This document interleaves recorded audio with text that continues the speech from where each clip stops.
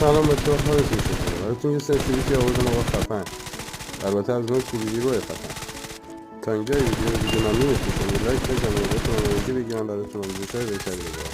آقا برو که بریم داشته باشید.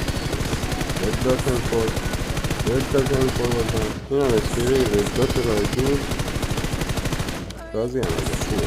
این هم اسکوپ 4 اسکوپ 3. آخ این خوبه ها. یه دو تا اسپری 4 کیلویی. این هم بگیم اسکوپش آقا. اینو نگاه کن. این اصلا فکس یار شاتی تو نمیدونی. آقا این دیگه مشخصات سنسیویتی یا همین کداشه دیگه. الان یه ذره سرعتشو بردم بالا تا ویدیو طولانی نشه.